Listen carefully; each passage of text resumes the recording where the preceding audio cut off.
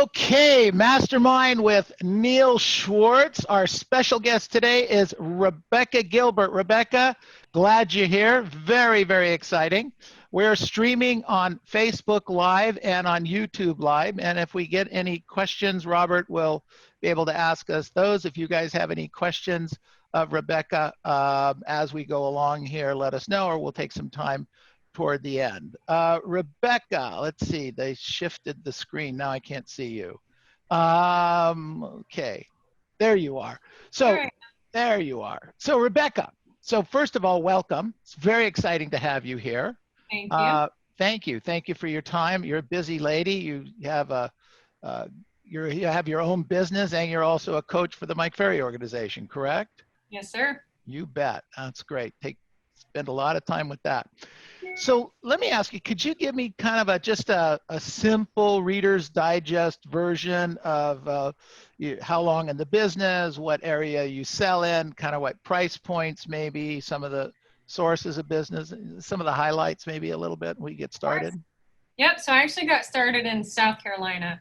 I started selling real estate there right after I graduated from college. I got an internship at a real estate office, and then saw how well you could do in real estate. So very shortly after graduating from college, I got my license and sold real estate there. I was there for 4 years, and then I decided I wanted to go to a bigger market. So actually Mike Ferry helped me and my coach Ira Nadich at the time to move to Texas.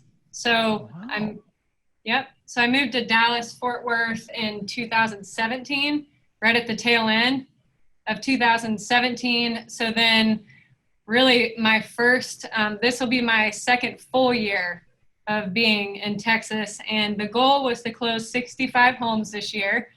And I'm on track to definitely do that, probably do more. What am I at? 63 closed and pending so far. And we still have 4 or 5 months left. Yep. 4 Yep. months So left. the goal Good is for to definitely you. do more.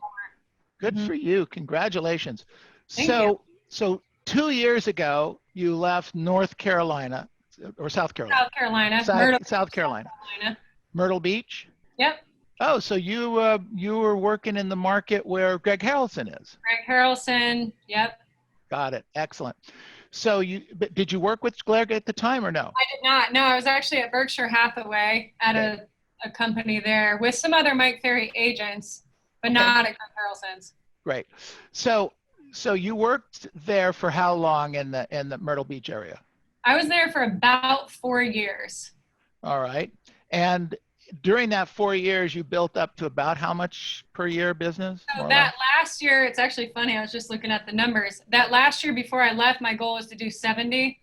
And I ended up closing 63 because I left in like end of October, November. And then right now, today, I'm at closed and pending 63, which is interesting. Yeah, very, very interesting. Kind of where I'm going with this, because it's interesting. So many of our real estate agents in the country, get started in one market and then they struggle. They get 10 deals, 15, 20, maybe they get to 25 or 30, and they plateau. So you actually did this twice in 2 different segments of the country so far. So far. And you're a young person, so I'm thinking maybe you should move out here to Beverly Hills or Orange County with us. We could do this again, right? Yeah, no, I don't think so. I think so Rebekah, when do you plan on moving? Never, actually. Never. Okay. Forever home in Texas. All right, there you go. But tell us the mindset. So I get it. I get the first time going to work, and I think I get it. Getting in 4 years from going really from ground zero to 60 transactions is a pretty decent feat. And then to walk away from that, far away from that, to go to Texas and then kind of do it again. So tell me what's going on in your mindset. What's happening there? So when I was in Myrtle, I went to college there. I actually moved from Ohio. And I transferred down to Coastal Carolina University in South Carolina. Finished out school, and then I was supposed to move, right? The plan was just to be there for school and then move.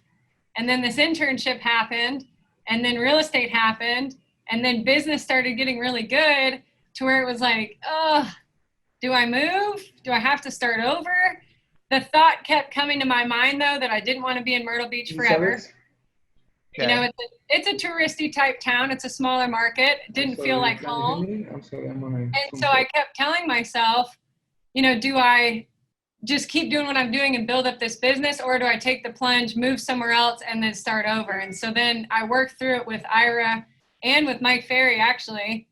And I was looking at like 5 different places to move. And so I looked at the pros and cons of each place, and Mike Ferry said, you need to move to Texas. I said, all right, boss. Well, I'm going to go ahead and check it out then. So Mike Bowman, you've heard of Century 21. Of course. So that's the office I'm at. They ended up flying me out here. I shadowed them, fell in love. Truthfully, Texas wasn't even on my list. It was on Mike's list, Mike Ferry's list. Interesting. And then I got here and I saw the potential. I looked at the economy. You know, I looked at the cost of living, the easeability for me to get into the market. You know, it's very similar as far as, you know, values, the way of talk, the way of living, that kind of stuff as the South Carolina.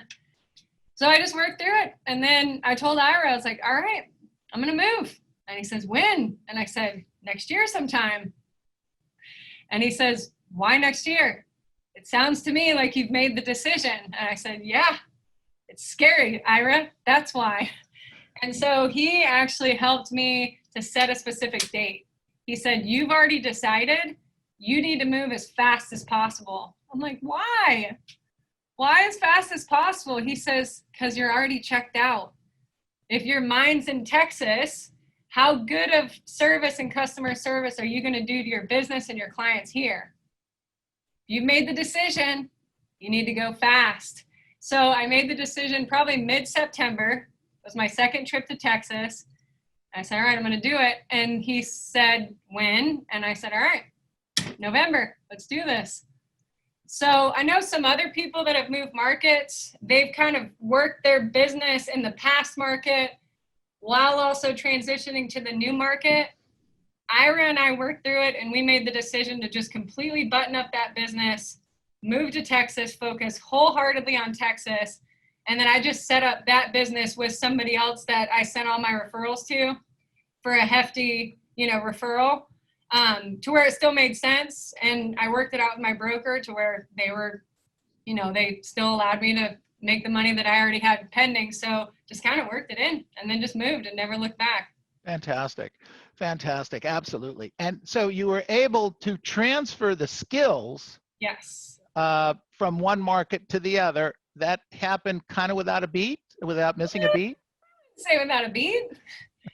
So, one of the best things I ever did is I kept my coach, like no questions asked. Some people will try to take a break when they move a market. Keep your coach 1,000%.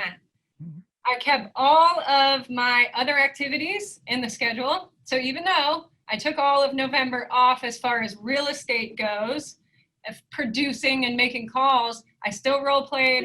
I still was in my mastermind.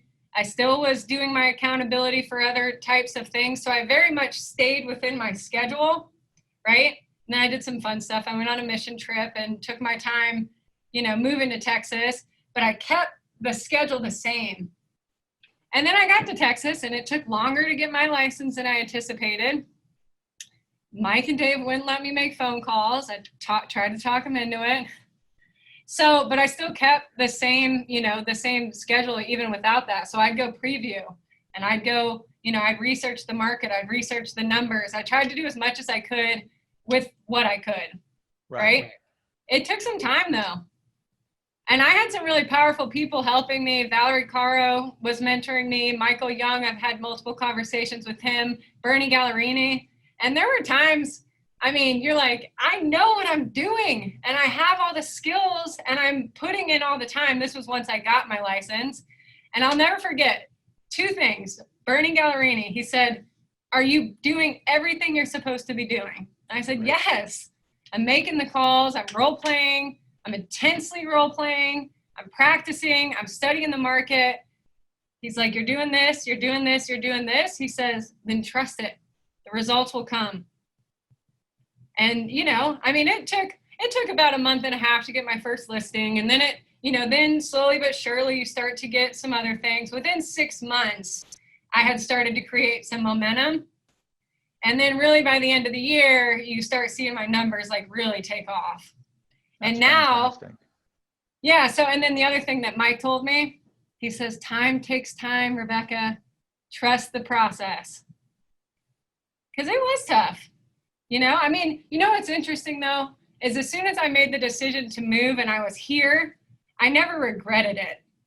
There was no like unwavering, shouldn't have done this. I mean, I was all in. It was just the struggle of beating your head against the wall and not seeing results, especially since you already did that once before. Like, I didn't think I'd have to do this again. So that's what I want to talk about, okay? Because it's that thing right there that crushes some other agents. You questioned it, you brought it up, but it didn't take you out. You stayed in the game. So was it things you read? Is it your background? Is it your support group? Is it the drugs you take? What makes a difference? Well, first off, I'm expressive. I didn't notice. I hadn't noticed. So typically we make decisions, we make them fast, and you usually don't look back and never regret them, right? Right. Part of it. But the other part was exactly what I said before, right? I was in the masterminds. I had some powerful people helping me through it. I had a great brokerage that I relied heavily on, right? I mean, I was still doing all of the action steps to where I'd get in my head a little bit, right? But I didn't have enough time to get in my head. It was like, I just got to do my job. Even though, and I was setting appointments like crazy. My listings taken ratio went from 80% in South Carolina. I mean, at one time, this is embarrassing, it was down to like 40%. Yeah. Worked it up to 50%, and now I'm up at 75 again. Yeah. These moves always take a toll on your ego. Mm-hmm. Right? You know what else it did, though? So it took a toll on my ego. However, it forced me so far outside of my comfort zone. I took some expires and cancels and FSBOs back in Myrtle. But I mean, I worked my old professors at my college. I worked my database. I worked people I knew. I was in the service industry forever. So I was very heavily centers of influence past clients, right? When I moved here, more than half of my business is expireds, cancels, and for sale by owners. That's great. Fantastic. And you didn't have any past client in Sphere to speak of when you came to Texas. I didn't know anyone. Yeah. The only people I knew were people at this office. Saying you've been here in Texas 2 years now? Let's see. So it'll be about 2.5 years. Okay. And so what have you done to build your database there? How big is it? 3 years. I'm at about 300 people. Okay. And what did you do to build it to 300 people? It's interesting you bring that up because I was just looking at my database. I was calling through some center of influence and past clients earlier. And what's so nice, when I first got here, Ira and we worked very heavily on adding people to my database. So my goal was to add at least 30 people every month to my database. And so I'd go to networking events. I'd go to, my gym, really anywhere and everywhere. At a restaurant, if I was having dinner, sitting at at a restaurant, wherever I was, I had it in my mind that I was, working to add these people to my database. Okay, good. Yeah. Good. So you did that one person at a time, basically. Exactly. So I think it was being intentional and setting the goal of, hey, I need to add 30 people to my database, and I know Ira's going to check up on me, so I really need to do this. And so it just, the reason I bring up, I was looking at it today, is I could see how much more intentional I was when I first moved here compared to what I am now. Oh, so that the rate slowed down? It reminded me that I need to get back to the basics. Sure. Got it. Absolutely. Yeah. Absolutely. So let me ask you a question. Your goal for this year was originally what? 65 closed. 65 closed. Yeah. So So COVID didn't slow you down, did it? No, so when COVID hit, it was scary because I'll share a little story with you. So right before COVID, so I met my husband here in Texas. So we'll back up a little bit. So 2 weeks after I moved here, I met Jeremiah. We got engaged like 6 months later. We got married. So Good for you. that's Congratulations. thank you. It's another way that I've added people to my database is through Jeremiah. Big family, I right? sold his brother a house and a couple of his friends. Yeah. But the reason I bring that up is ever since the day we met, he talked about his dreams. I've talked about my dreams, right? And so one of his dreams was to pursue professional golf. Ah. Sounds like a pipe dream, right? But he's actually really, really good. And so we put the plan into place. And right before COVID, he quit his job. Wow. Right? Quit his job, supported him full force. We put him into Corn Ferry events and the APT events, all these different events.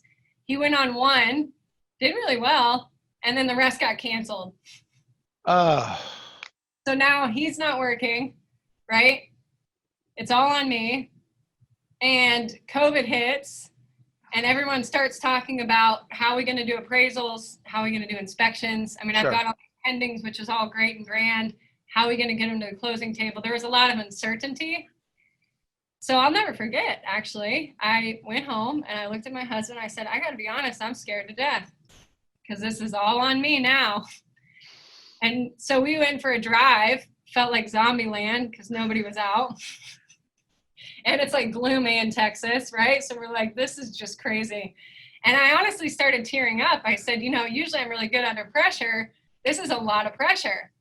And he looked at me and he says, you're an eagle. Since the day I met you, you're an eagle. It's going to make me tear up now. And he says, right now, you're being a parakeet. I was like, what?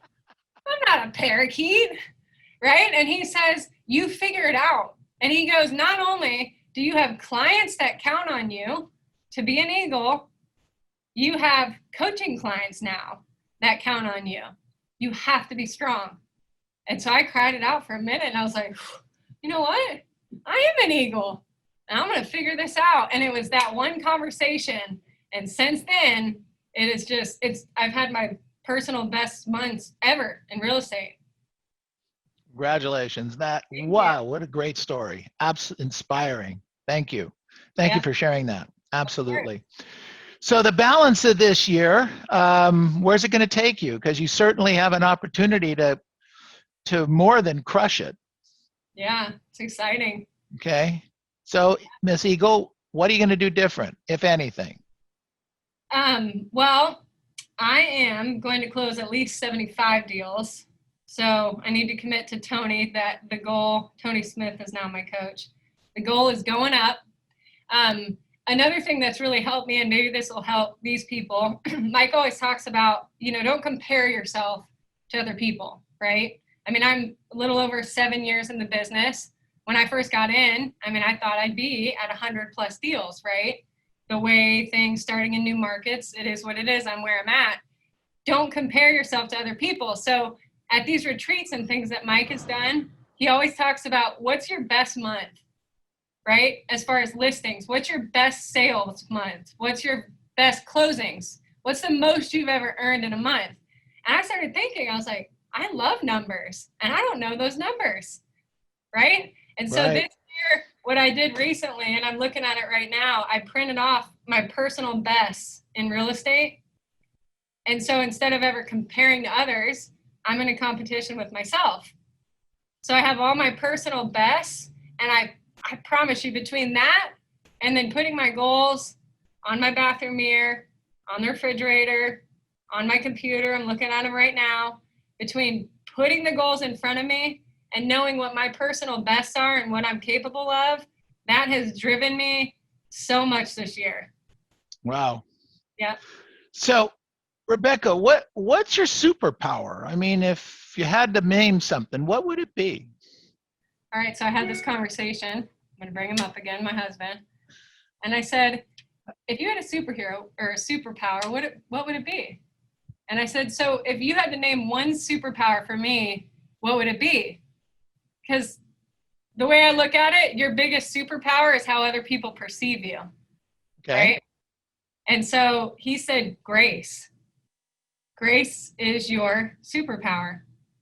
So when I thought about that, I said, that would be my superpower. He says, yeah, I mean, you're kind and you genuinely care about people, and you honestly probably give grace in certain situations. You might, you may not need to. So the way I converted that to real estate is my superpower in real estate is I actually care about my clients, right? And so if you can come across that way in your conversations while you're prospecting, when you're going to set appointments, when you're at the appointment signing for the contract, if you can come across that I genuinely care about you and your goals, that's your superpower. You're in, right? If people trust you and believe you, then I personally think that's my superpower. Wow, that's great. That's great. So let me shift gears with you just slightly. So what does Rebekah pour into her head? What does she read? What YouTube videos? Because this is not standard operating procedures. Okay, people don't shift in 7 years to markets and do well in both. Okay, they just don't. Okay. From here. Sorry.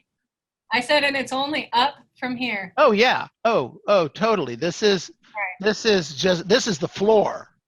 Okay, Yeah. we're at the floor right now. No, I get clearly I get that. All right. So what is it, because I'm sure there's days that you don't feel like doing what you're supposed to be doing, and you'd like to cut a corner maybe and not make that extra contact today before you go home, and whatever it is, the routine, because that's just human nature. All right. What do you do to stay in the game? Great question. It's a multitude of things, and it doesn't happen overnight. I mean, it's one of the best books that I've read recently is called Atomic Habits. And he talks about it's 1% better every day. So, a lot of new agents, they get in the business and they see these people that are doing incredible things. I mean, I was one of them sitting in the, audience watching the Valerie Caros, the Neil Weicherts, the, Ed Kaminsky's, the Michael Youngs, the Bernie Gallerinis. And you're like, mind blowing. I want to be them right now. And it just doesn't happen. So you have to trust the process, like Mike Ferry told me, and then put in the actions every day. And then one of the best quotes I heard is, every day looks the same, right? But when I look back, everything's different. Interesting. So keep in mind that it's not going to just happen overnight. With that being said, books. Atomic Habits was a really good one. A really funny, entertaining, good, motivating book was by Kevin Hart, The Decision. In fact, one of my clients actually recommended it to me, Angela from Florida. That was hilarious and fantastic. But I at least read 2 books a month.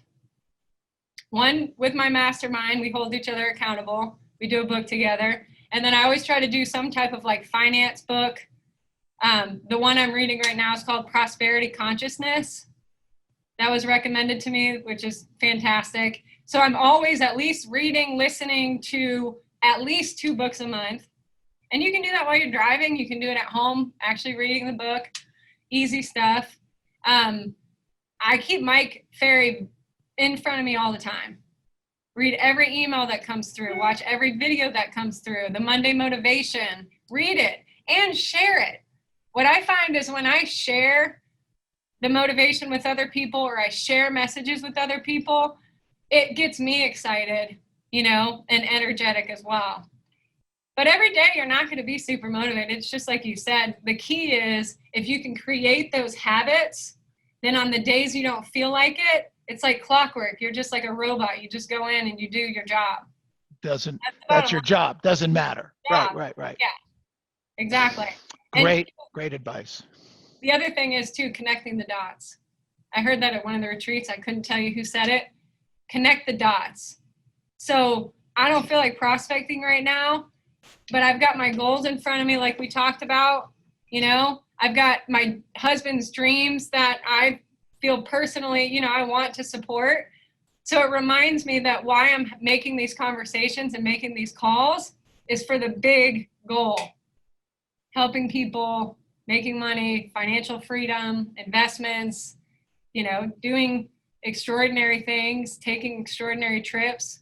You got to keep it in front of you as to why you're doing what you're doing. Very cool. Very, very cool. You open to a couple questions? Of course. All right. Fantastic. So unmute yourselves. Questions for Rebekah. Questions for Rebekah. Who's got one? Can't see everybody. I got one. Go ahead, Hi, Greg. Rebekah. Hi there. Hi. So what time do you wake up and what time do you go to bed? That's a great question. I wake up at 4 a.m. Yeah. And I go to bed at between 9:30 and 10:30. Okay. So do you wake up at 4 a.m. So do you have a routine on what you do? I do. Like how do you start your days? Great question. I wake up 4 a.m. I go and send my goals and gratitude to my accountability group. Something quick, takes me 5 minutes of just set my mind straight. I do my devotional. So I read for about 15, 20 minutes, spend some time with the big man upstairs. And then right now, actually, because I am a coach with Mike Ferry, our homework with them is to do the 90 days with Mike. If you guys have not done the 90 days with Mike, it's incredible. I've been in the Mike Ferry coaching for a long time, and I never did it before until now. It's fantastic. It's like 5 or 10 minutes. I do it on my drive to my workout, and then I work out at 5 a.m., and then I role play at 7:15, and then I start prospecting between like 7:45 is when I Okay. start. How long do you prospect for? So with coaching, it's a little bit different, but at least 2.5 hours a day, typically 3.5 hours. Okay, cool. Well, I appreciate that. Thanks. You're welcome. All right. Good questions, buddy. All right. Other questions for Rebekah?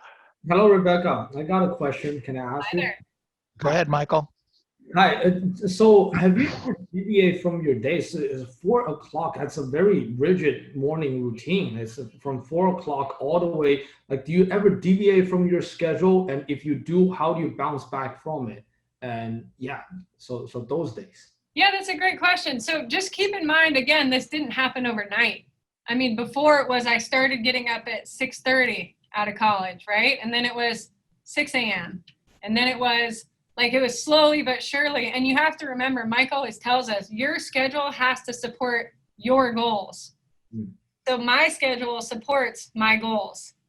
And I have such hefty goals that I have to get up at that time, because here's the kicker is I get up at 4, I work extremely hard and efficiently during the day. And then my other big goal is most days I'm home by 4:30 to spend the afternoon and the evening with my husband, you know? So for me personally, it works. Do I deviate from it? Once in a while, not very often. You know, like this week, we did well. So we've got a trip coming up on Thursday and Friday. We'll be out of town. It's part of the schedule. But other than that, I mean, unless it's scheduled, I'm up at 4 a.m. I love it. All right. Good. Great question. Thank you, Rebekah. Okay. Other questions for Rebekah, please. Yes, Rebekah. Go ahead, I want to know James. that how many people you are talking to every day? Yeah, good question. Between 20 and 30 people. And that is expired client, or that's your database or your past client mostly you're talking to? Yeah, so that's a good question. So I always start with new expireds. We still have some that come up in our market, not a ton. So that usually only takes about 30 minutes. I start with new expireds and FSBOs, and then it's whatever I'm working on, right? So maybe this week it's centers of influence past clients. I'm more of a block type person versus some people call center of influence every day, a couple people. Me personally, it's new expireds, new FSBOs, and then whatever I'm working on. So just those goals, yeah. could be centers of influence past clients, or it could be old expireds, old FSBOs. And then Yes, that's right great. after prospecting is lead follow-up.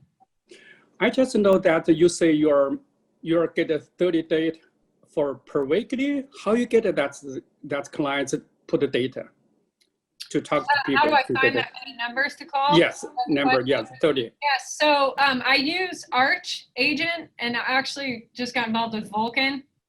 So it's a database to be able to pull up the numbers, but I'm in a huge market, right? And I personally think that if you're willing to look for them, there's plenty of people to talk to, right? I mean, there's tons of neighborhoods you can call around. You can pull the old expireds. I mean, think about it. Maybe in your market, I know California, you don't have many expireds, but what about a year ago, 2 years ago? You just have to get intentional with who you're calling and set it up the day before. That way you're not getting into your prospecting session and trying to figure out who you're going to call. Does that make sense? Yeah, makes sense. Thank you. Yeah, you're welcome. Great. Okay, good job. Excellent. Who else has a question for Rebekah? I have a question. Go ahead, How do you- Karen. Thanks, Rebekah. How do you delegate all of this volume that you're working with? Like, how does that go with your listings, and are you doing any buyers at all? That's a great question. Yeah, so I have a full-time assistant. And in fact, okay, let me be clear on this. So I personally, my goal is to do the 65 transactions. I do have a business partner. She's also a, lead agent as well. So together we'll do about 120 deals. All right. With Karina is our full-time assistant, and then we just hired on another assistant. And so over time, I've gotten really good at delegating essentially anything and everything I can. Outside of me prospecting and, taking listings and going on appointments, buyers, unless it's like my seller's buying a Mike Ferry referral, which by the way, a lot of people from California are moving to Texas, so send them over here. But Mike Ferry referrals, if they're highly qualified buyers, but for the most part, I'll refer it out. Okay, good Thank you. stuff. Karen, thank you. All right, other questions for Rebekah, please. Go ahead, Yvonne.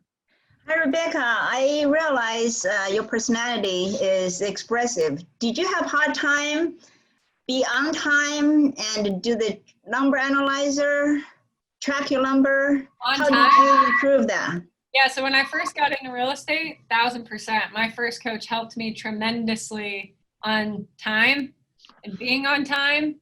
Uh-huh. A couple pointers on that: set yourself alarms. So if you tell yourself you need to be out of the office to get to somewhere, set an alarm for as soon as you need to walk out the door, right? Okay. Really force yourself into getting in the habit. Now I'm always 15 minutes early, right, to any listing appointment. So I've created the habit. Yes, I had to work on that though. Okay. How And about then- track numbers? Track numbers. What's funny is actually I love numbers. And getting into it, I don't know if I appreciated them as much. Over time, though, when I started to realize if I know the numbers and if I get obsessed with the numbers, how much it can do for my business. So you can see I have my numbers all in front of me, where I'm going, what my plan is, my personal best. I've just become like so obsessed. I don't know if you can see all my boards and stuff, but I have like all my pending boards and, everything there. Here's the reality. You got to get obsessed with the numbers. Because if you know your numbers, you got to know where you're at, where you're going, how much it's going to take for you to get there. That make total sense. Thank you so much. And one thing, get in the habit of doing your numbers every day, right? So every day you go to clock out, right? And it's time to go home and spend time with your family or whatever it is. Write your schedule for the next day, right? Write your schedule. Figure out who you're going to call, whether that's your assistant giving you the numbers or you need to get the numbers. Figure out who you're going to call, and then go into your numbers analyzer and update your numbers. If you can get in that habit, that's going to help you a lot. Thank you so much. All right, good job, Yvonne. Thanks, Rebekah. Good stuff. Other questions for Rebekah? Somebody had their hand up earlier. Can I have one more, please? Michael, Michael, go ahead.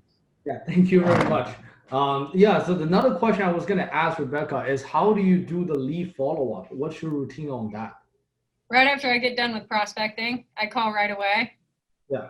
And so, Mike tells us to do the 3x5 cards. I do it more digitally. I do the same thing. I have my acquired date. I have my throw out date, right, as to when I plan to throw them out. And then I'm just following up with them at least every day. It depends on our conversation, but I'm aggressive with it. And I think it was Angel out of California. He said this at one of the retreats, is if he can't get in touch with somebody, he'll double dial them. So you call them, hang up, call them again. Because what happens? Now they think something's wrong, so they're going to pick up, right? If they don't pick up, then I text them and say, hi, this is Rebecca, Century 21. Sorry I missed you. When's a better time that we can talk? So get aggressive with the ways that you're trying to reach out to these people. And don't be afraid to call multiple times a day. So you would say for a new lead coming in, you will call twice, double call a day, and then you would do that how many days in a row? So it just depends. And I'm talking more like if I'm calling it expired or canceled, what I'll do is if I'm on my dialer and I can't reach them, I actually print out the lead and then I put it in a notebook and I bring that notebook with me everywhere I go and I'm calling them a couple times a day. Nice. Yeah. We're the ones that I really want to chase. If they're, nice price points, you've got to create your own standard. Just call them off the hook. What's the worst that can happen? Yeah, it's nothing. Yeah, what's the worst that can happen? It can't hurt you. Yeah, They can make you a lot of money. Exactly. Yeah, got to be very aggressive on that. Hey, so Rebecca, let me ask you something here. Is there a particular objection handler or something that when the situation comes up, when you handle it with this way, it happens for you? Is there anything like that? I actually thought a lot about this. And it's interesting. I think people get so hung up on what to say to handle an objection. Most of the time, you don't even have to handle it, right? I mean, most of the time, you just repeat what they say, level with them. So let's say, for instance, someone says, you know what, you're the 10 millionth agent that's called. We're just not going to do anything right now. No, I get it. Yeah, listen, if I was in your shoes, I'd be pretty frustrated. Let me level with you. I'm just calling because I noticed it came off the market. Go right back into the script. The key to objections is don't let it rattle you, right? So you got to just realize that these are people on the other end. And if you were an expired and people were calling you off the hook, you'd be pretty upset as well, right? So level with them, let them know that you care. And most of the time, you can close for the appointment. But I just wanted to say that just as far as most of the time, you don't even have to handle it, right? It's just a question, just move right past it. Jeff Leslie said this, he said, listen to what they're saying, but don't really listen. It's like Mike says, you're in a shoe store. What do you tell people when the salesperson comes up to you? Oh, no, I'm good, right?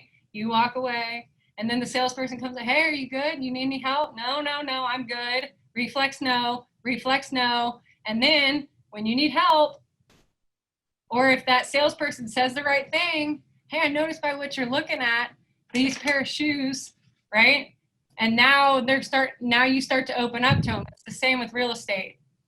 Reflex no, listen to it, but don't really listen. Move on to the next question and then close. But the one that works for me a lot is I'll tell people, let's say at a listing appointment, and they're like, well, this other agent, said that they could get me this much.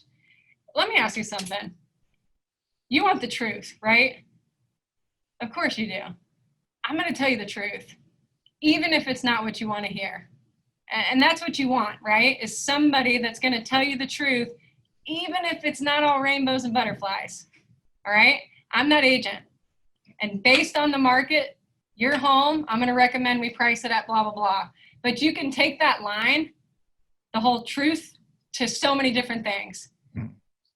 So for instance, if somebody's an expired, right, and they were on the market for a long period of time, and you know, we don't know why it sold, blah, blah, blah. You want the truth, right? There was a reason why your home didn't sell. If I could tell you what that reason was and we could get it sold, would you consider meeting with me for a few minutes? So I know that was a long answer, but the truth of the matter is just level with people. Just remember you're having conversations with them.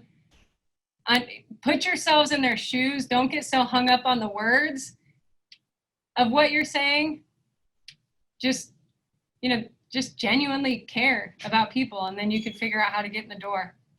That's great. Excellent. Excellent. Fantastic. Rebekah, this has been absolutely fabulous. Great information. Please unmute yourselves and let's give her a giant hand. Woohoo! Hey! Thank you. Fantastic. Very, very, very cool. Very cool.